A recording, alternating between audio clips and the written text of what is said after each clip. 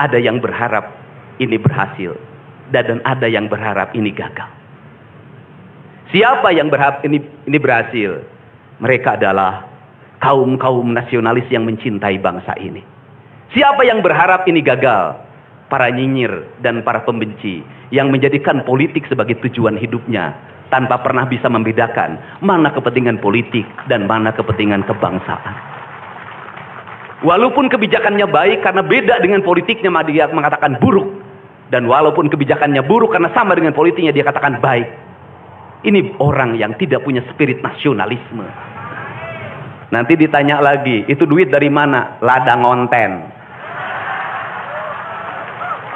Saya selalu ditanya, Pak Deddy duitnya dari mana ngonten? Habis itu dimasalahin lagi, gubernur konten. Lebih baik dari jadi gubernur konten, punya duit diberikan pada rakyat daripada gubernur molor.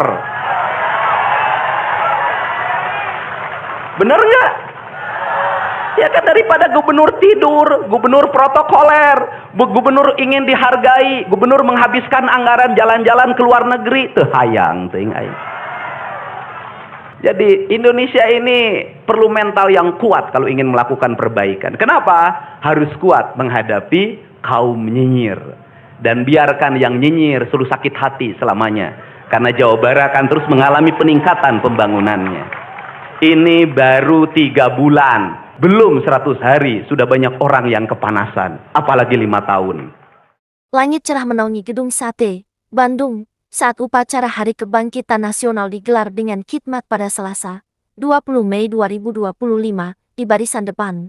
Berdiri tegak para petugas upacara yang terdiri dari siswa-siswa binaan barak militer. Mereka bukan sekadar pelajar biasa, mereka adalah anak-anak muda yang sebelumnya menjalani proses pembinaan karakter di bawah program khusus Gubernur Jawa Barat Deddy Mulyadi. Program barak militer yang dijalankan Deddy Mulyadi memang menuai banyak perhatian. Alih-alih menghukum, pendekatan ini bertujuan untuk menanamkan nilai tanggung jawab dan rasa percaya diri kepada para remaja. Momen di Gedung Sate menjadi simbol nyata keberhasilan pendekatan tersebut. Dengan gaya khasnya yang lugas dan membumi, Deddy menyemangati para siswa dengan kalimat motivatif. Gaskeun barudak, ulah loba dedengean bilih rudet. Artinya teruslah melangkah, jangan banyak mengeluh, dan jangan takut menghadapi tantangan. Dan yang paling berbahagia hari ini adalah orang tua.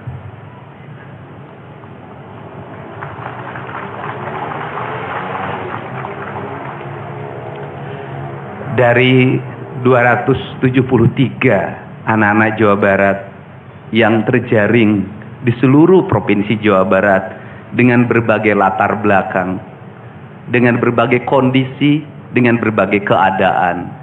Hari ini sudah tumbuh menjadi anak-anak yang sehat, memiliki visi dan memiliki harapan.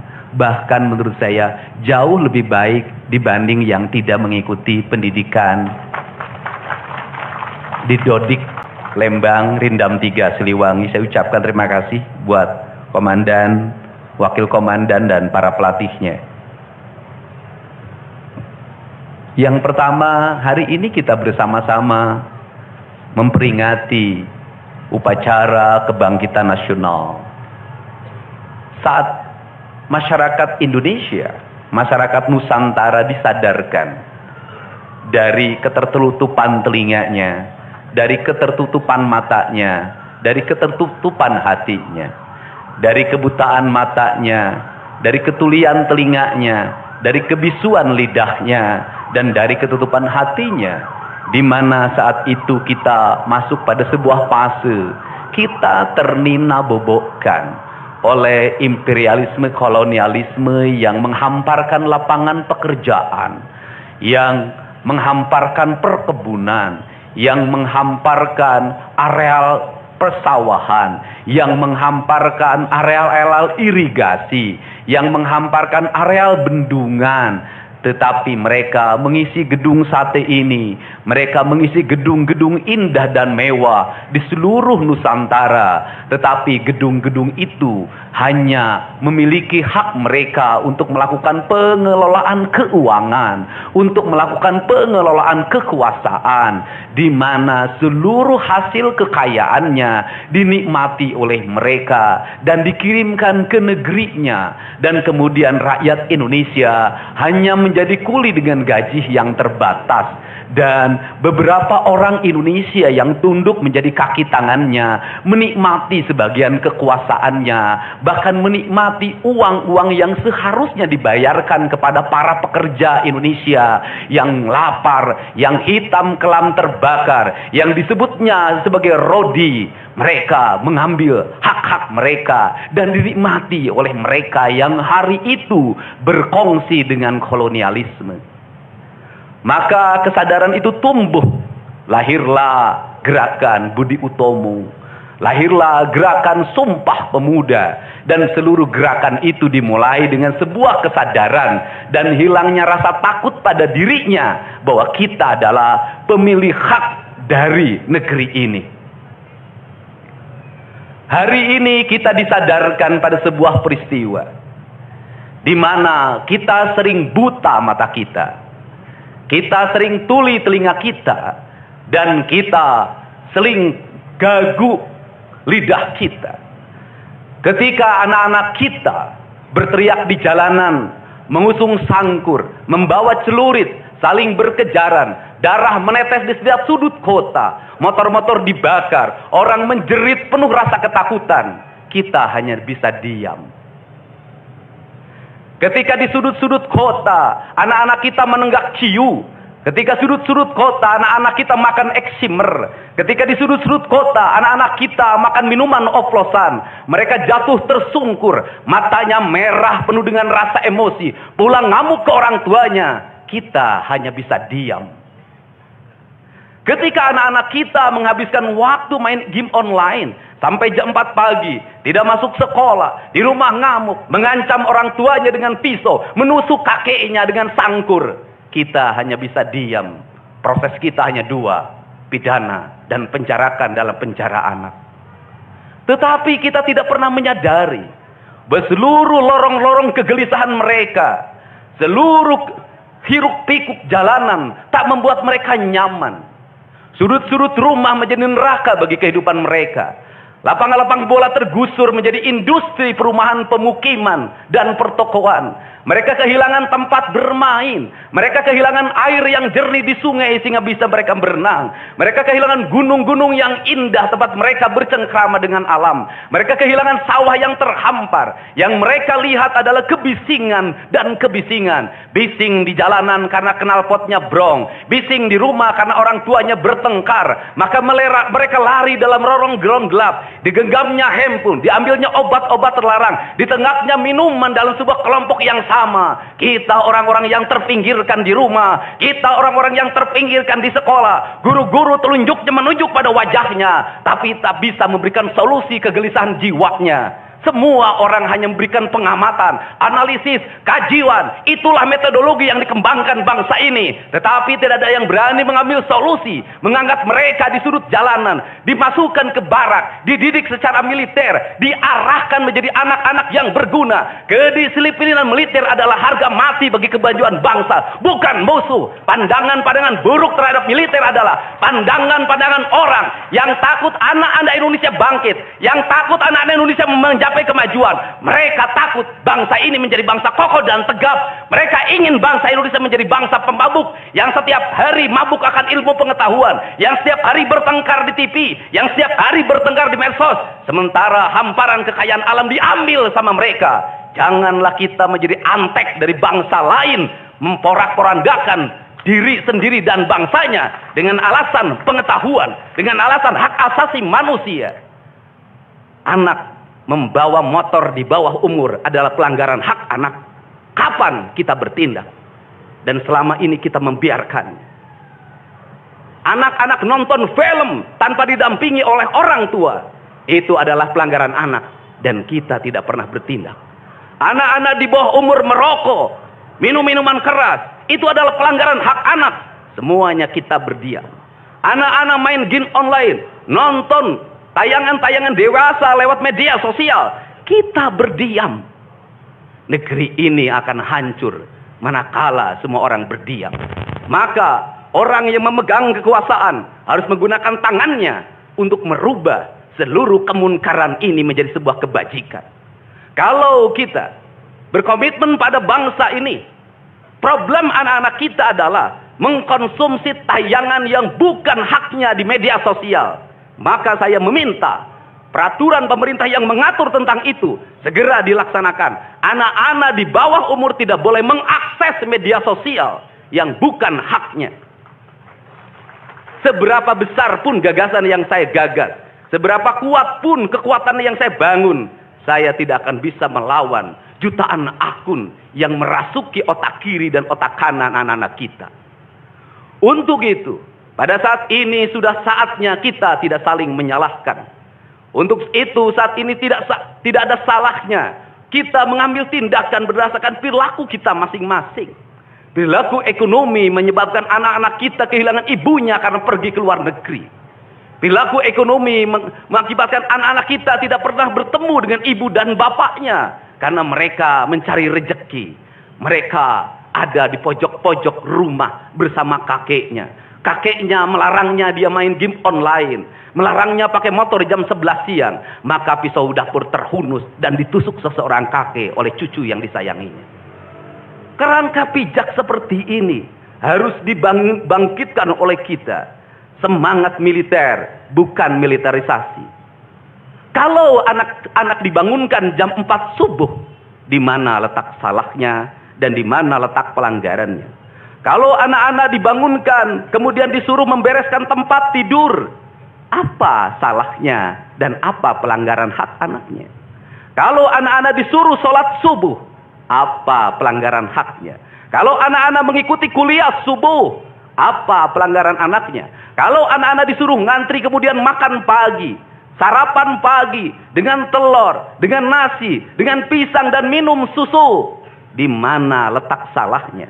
Kalau anak-anak kemudian disuruh belajar, dan saat belajar duduknya bersikap, memandang ke arah gurunya, memandang mata gurunya, agar terjadi transformasi energi antara guru dengan muridnya, yang hari ini dihilangkan dengan digitalisasi, menghilangkan ruh spiritual konsepsi pendidikan kita, diganti dengan konsep pendidikan digital, yang tidak lagi melahirkan hubungan emosional guru dan murid. Akhirnya murid-murid tidak menghormati guru-gurunya, karena guru lupa mengekspresikan nilai-nilai spiritual dalam dirinya pada murid dalam ruangan yang hening, diganti dengan papan belajar digital. Di mana letak salahnya? Kalau anak-anak itu diajarkan makan siangnya tertib, berantri, berdoa sebelum makan, di mana letak salahnya? Kalau anak-anaknya sore hari diajarkan bola voli, sepak bola, latihan baris berbaris, di mana letak salahnya? Kalau sore hari anak-anak disuruh masuk ke masjid, mengikuti pengajian, di mana letak salahnya? Kalau setelah itu mereka makan malam, dan makan malam ditandai dengan berdoa, di mana letak salahnya? Kalau mereka jam 9 disuruh masuk barak, disuruh masuk ruang tidur, dan disuruh tidur, di mana letak salahnya? Justru hak-hak anak terdapat di barak pendidikan TNI, dan hak itu tidak mereka dapatkan di rumah-rumah. Di rumah-rumah anak-anak tidak bisa tidur malam. Mereka rata-rata tidurnya jam 4. Jam 1 malam, jam 2 malam. Di rumah mereka tidak mendapat makanan yang bergizi karena serba fast food. Di rumah mereka tidak mendapatkan kasih sayang. Di jalanan mereka balapan. Mereka tidak mendapatkan ruang hidup tanpa gadget dalam setiap hari. Saya katakan, justru lingkungan kita hari ini, rumah, halaman rumah, kadang sekolah, kadang jalanan, bukan lagi tempat yang ramah untuk anak-anak Indonesia. Untuk itu apa kebijakan yang harus kita lakukan? Kebijakan yang harus kita lakukan adalah mindset pembangunan dirubah. Ekonomi bukan segalanya. Itu penting. Tetapi ekonomi tidak boleh membunuh ruang-ruang publik di mana orang mendapat ruang bercengkrama. Desain rumah harus dikembalikan pada desain yang membuat jendela, membuat ruang untuk ibu dan bapaknya berkumpul. Halaman rumah harus tersedia di setiap kampung, jangan dihabiskan untuk bangunan. Karena anak-anak ingin bermain di halaman. Lapangan bola di setiap desa harus ada. Karena apa? Karena mereka terus berinteraksi olahraga. Sungai-sungai harus dijernihkan. Karena anak-anak orang miskin tidak bisa berenang di kolam renang yang berbayar. Mereka harus berenang di sungai-sungai yang jernih. Gunung-gunung harus dihijaukan. Karena anak kita perlu hiking dan traveling dalam setiap waktu. Anak-anak kita perlu berinteraksi dengan semesta. Lampu-lampu kadang sebulan sekali harus dimatikan. Agar anak kita bisa menatap langit, melihat bulan dan bintang. Bahwa dia adalah bagian dari cakrawala yang indah. Negeri ini sudah sesak dengan uang di kepalanya. Yang akhirnya apa? Pendidikan hanya menjadi ucapan dan tingkatan S1, S2, dan S3. Tapi pendidikan lupa ada nilai esensial yang harus dihidupkan dalam relung hati manusia. Pendidikan Indonesia adalah mewujudkan manusia Indonesia seutuhnya. Mewujudkan manusia Indonesia seutuhnya. Dalam falsafah Sunda disebutnya Pancawaluya. Cager, bager, bener, pinter, singer. Itulah falsafah pendidikan asasi. Maka falsafah pendidikan asasi dalam kaidah Sunda disebutnya kalimatnya begini. Kawung mabur sarulukna sama kelengiten pandana. Ciamis tinggal paitna, Ciherang tinggal kiruhna. Resi lengiten ajina pandita ilang komara. Kaduruku hawa nafsuna. Bangkong di kongkorong kujang. Kacai mawacameti. Saya hanya falsafah ini. Apa itu bangkong di congkorong kujang? Kujang adalah senjata. Bagi orang Sunda adalah sebuah kehormatan diri. Kujang. Tetapi kujang tidak bisa dikongkorongkan pada bangkong. Kalau bangkong dikongkorongkan oleh kujang, bangkong itu anak-anak di bawah umur. Kalau dia dikongkorongkan oleh kujang, kujang itu tak bermakna dan bangkong itu mati, tak mampu membawa kujang. Kacai mawacameti, apa itu artinya? Orang pergi ke air untuk mensucikan diri. Maka dia harus membebaskan diri dari berbagai apapun kepentingan. Dia ingin pasrah. Dia ingin sumera. Hirup ukur sasamperan, awak ukur sasampayan. Sariring-ring dumadi sarengkak saparipola. La haula wala quwata illa billah. Maka dia tidak boleh membawa hawa nafsu. Ketika kita ingin memasuki abad ritual dan spiritualitas, maka tidak boleh ada kebencian, tidak boleh membawa senjata apapun, tidak boleh, maka kita berserah. Apa yang terjadi hari ini? Orang-orang yang setiap hari bicara tentang kesucian, lidahnya menyakiti orang lain, menusuk orang lain, membawa api peperangan pada saat orang menuju kesucian. Bahkan bisa jadi menghinakan orang lain, itu dianggap bagian dari kesucian. Tidak ada anak nakal. Tapi orang Sunda itu menyebutnya budak bangor. Budak bangor itu beda dengan nakal. Kenapa? Itu masa mereka menginjaki masa remaja menuju masa dewasa. Maka di hari kebangkitan nasional ini, pemerintah Provinsi Jawa Barat, sekolah yang hari ini berjalan, ada pendidikan karakter, ada bela negara. Saya akan meresmikan menjadi Sekolah Kebangsaan Jawa Barat Istimewa. Sekolah Kebangsaan Jawa Barat Istimewa nanti akan dipusatkan di Dodik, Lembang. Dan kalau ada lembaga pendidikan lainnya, kami juga akan menjadi kerjasama. Mereka yang bersekolah di situ bukan anak-anak yang tawuran, bukan anak-anak yang minum, bukan anak-anak korban dari ML, tetapi juga nanti anak-anak yang memiliki kemampuan akademik yang tinggi, anak-anak yang memiliki kemampuan pikiran yang tinggi. Dan seizin pimpinan DPRD Provinsi Jawa Barat, tahun ini kami akan memberikan beasiswa pada mahasiswa-mahasiswa yang kuliah di jurusan engineering. Tetapi mereka harus mengikuti sekolah kebangsaan selama 1 bulan. Agar uang yang diberikan oleh Provinsi Jawa Barat melahirkan nasionalisme-nasionalisme baru yang bisa membawa bangsa ini ke arah kemajuan. Dan saya mengucapkan terima kasih pada kalian semua yang membuat diri saya hari ini setiap hari berpikir. Ingat, doa yang terpancar ada 2. Saya tidak menyebut doa. Rintihan hati, bisikan hati ada 2. Ada yang berharap ini berhasil, dan ada yang berharap ini gagal. Siapa yang berharap ini berhasil? Mereka adalah kaum-kaum nasionalis yang mencintai bangsa ini. Siapa yang berharap ini gagal? Para nyinyir dan para pembenci yang menjadikan politik sebagai tujuan hidupnya. tanpa pernah bisa membedakan mana kepentingan politik dan mana kepentingan kebangsaan. Walaupun kebijakannya baik karena beda dengan politiknya, dia mengatakan buruk. Dan walaupun kebijakannya buruk karena sama dengan politiknya, dia katakan baik. Ini orang yang tidak punya spirit nasionalisme. Dia hidup mempertuhan politik dalam setiap waktu. Saya katakan, dia hidup mempertuhan politik dalam setiap waktu. Meskipun lidahnya berkata bertuhan pada Allah, tetapi hatinya dalam setiap hari hasud dan menjadikan politik sebagai tujuan hidup. Dan barangkali bisa dilihat dari seluruh rakyat Jawa Barat, karena ini tertransformasi lewat media televisi dan media digital, yang menjadi petugas upacara hari ini bukan pasukan paskibraka yang biasa kita pakai, tapi mereka adalah peserta didik sekolah kebangsaan Dodik Lembang Rindam 3 Siliwangi. Waktunya tidak lama, hanya 18 hari, tapi bisa dibentuk. Pertanyaannya adalah, di sekolah mereka bisa dibentuk seperti ini? Kalau di sekolah tidak dibentuk hari ini, maka pertanyaannya adalah, berarti sistem pendidikan nasional harus dievaluasi.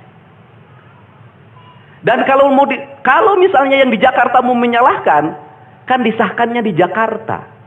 Kan anggaran yang triliunan disahkan di Jakarta. Kenapa anggaran yang triliunan ini tidak terevaluasi dalam setiap tahun? Saya katakan, sistem pendidikan yang di dalamnya angka-angka yang hanya orientasinya materi dan kepuasan dalam outcome dalam sistem pengelolaan keuangan tidak akan melahirkan apapun kecuali tumpukan kertas, software dan hardware.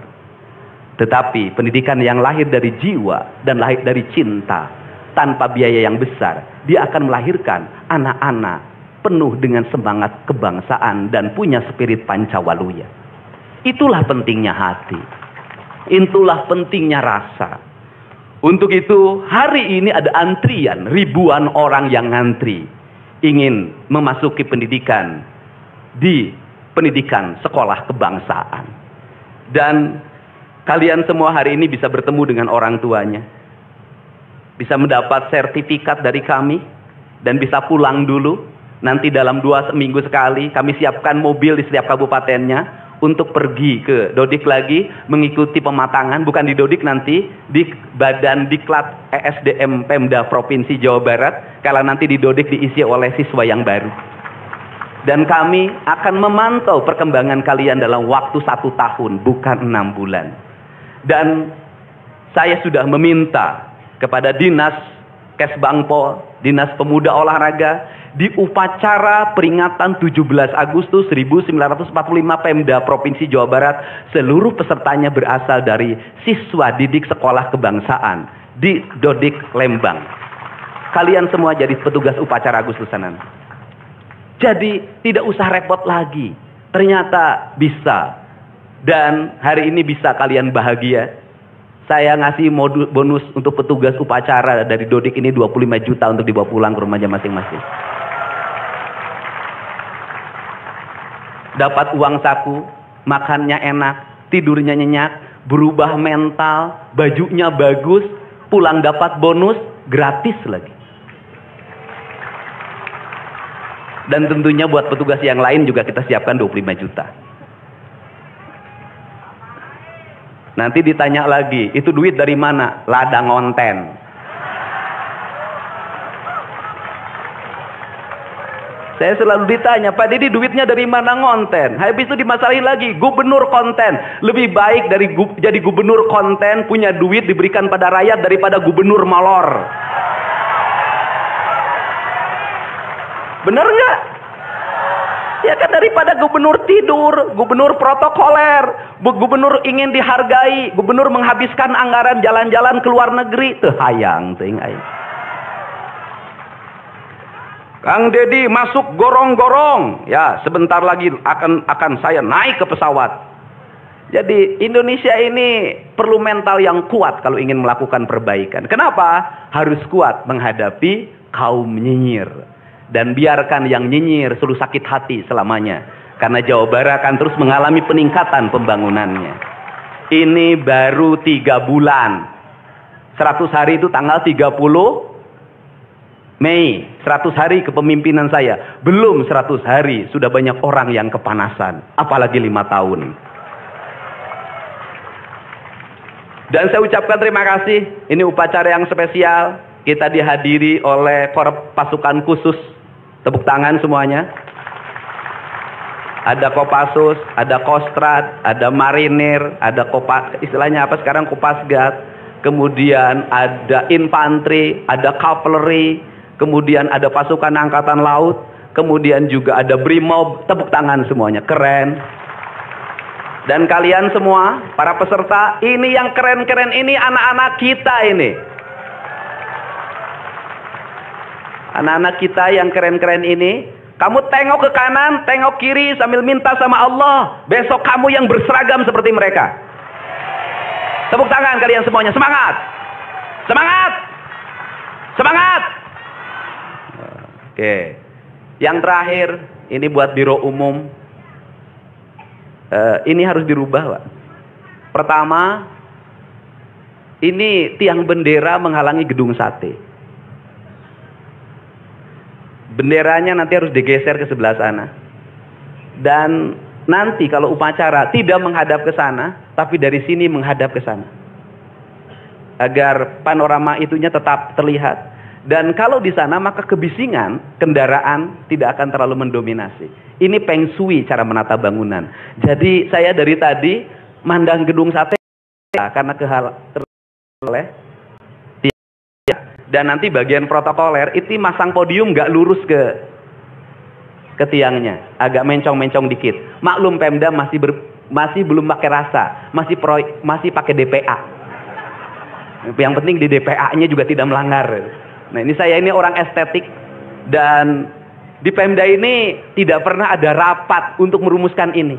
Cukup WA. Pak Sekda, Kesbangpol, Dinas Pendidikan, besok kita lakukan ini, anak-anak bajunya ini, dan saya terima kasih buat PLT Dinas Pendidikan yang stresnya banyak, suaranya sampai hilang, saking takut. Luar biasa. Berdiri dong Kepala Dinas Pendidikan PLT. Di depan kamu pindah. Suaranya hilang. Pernah saya marahin malam-malam, kamu belum tahu cara kerja saya. Karena sekarang sudah tahu ternyata Sang Kuryang tuh hidup di sini. Ya, Pak. Silakan duduk depan, Pak. Di depan, Pak, duduk. Saya ucapkan terima kasih juga kepada Pak Sekda yang selalu ingin menjalankan tugas saya dengan baik. Kalau belum luntur-luntur dikit wajar, karena dia memang penakut sama istrinya jadi kurang lentur. Kalau saya kan sudah sangat lentur hidupnya. Saya ucapkan terima kasih juga pada Kesbangpol, ini yang supporting sangat baik. Ini mantan, pindah Pak ke depan, Pak. Ini jajaran protokoler, dan saya ucapkan terima kasih pada Pangdam 3 Siliwangi yang support full.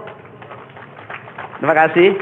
Kemudian Pangkostrat yang di Purwakarta juga melaksanakan dan berbagai divisi. Kemudian Komandan Dodik Rindam. Terima kasih. Saya ucapkan terima kasih, badannya terima kasih. Saya ngasih bonus buat pelatihnya 50 juta. Saya ini urusan rasa, Bu. Orang tuanya itu jangan hanya bertepuk tangan. Mohon maaf. Ada terpanggil dalam jiwanya. Anak-anak saya kok bisa hebat begini ya? Dari rumah itu bawa bakakan. Mohon maaf. Ini cermin manusia-manusia Sunda yang punya welas asih. Yang punya timbal balik. Anak saya dididik. Bukan saya minta bakakak, bukan. Bukan saya minta opak tumpeng, bukan. Penuh dengan welas asih, dengan cinta. Mudah-mudahan bakakak yang dibuat menjadi jalan bagi si Ujang menjadi orang hebat. Kenapa orang tua dulu melahirkan anak-anak hebat? Karena cinta rasa, bukan gratifikasi. Dia kenaikan kelas tidak bawa uang, dia bawa tumpeng buat gurunya, dia bawa bakakak buat gurunya, karena gurunya telah mendidik anak-anaknya dengan baik. Itu cinta, itu rasa, bukan gratifikasi. Kami berbuat baik pada orang tuanya, tapi orang tuanya juga harus punya rasa dan punya cinta demi anak-anaknya. Saya pengalaman ibu saya dulu selalu berpuasa ketika saya punya hajat. punya lagi ujian, lagi kenaikan kelas, menghadapi kesulitan, ibu saya dan bapak saya pasti berpuasa buat saya. Saya minta ibu dan bapak, coba rajinlah berpuasa bagi anak-anaknya. Bisa jadi, mohon maaf, bisa jadi anak-anaknya seperti ini, rasa orang tuanya yang harus diperbaiki. Bukan kesalahan anaknya, tetapi rasa dan cinta orang tuanya juga harus dibenahi. Hidup itu alam Pak, interaksi. Buktinya sama tentara nurut, sama ibu nggak nurut. Sama bapak nggak nurut. Nah ini, makanya untuk itu dari sekarang mari bangun cinta negeri ini. Karena negeri ini adalah negeri Siliwangi, negeri Silih Asa, negeri Silih Asi, negeri Silih Asu, negeri Sigilih Pikanyaa. Bagi mereka yang tidak ngerti Siliwangi, tidak tahu makna Siliwangi, tidak pernah berkontemplasi dengan Siliwangi, jangan coba-coba Anda berbuat tidak baik terhadap tanah Siliwangi. Saya sampaikan itu, kaluhur tesirungan kahandap teu akaran. Ini saya ucapkan terima kasih seluruh pasukan. Saya ucapkan terima kasih buat Panglima TNI, Kepala Staf Angkatan Darat, Angkatan Laut, dan Angkatan Udara, Pangdam 3 Silo, dan seluruh jajaran. Semua terima kasih. Hari ini adalah hari bangkitnya kita. Hari ini adalah hari kemajuannya kita. Dan kita mulai seluruh perubahan ini dari tanah kita, tanah Sunda, tanah Siliwangi. Wallahu muwaffiq ila aqwamit thoriq. Assalamualaikum warahmatullahi wabarakatuh. Sampurasun.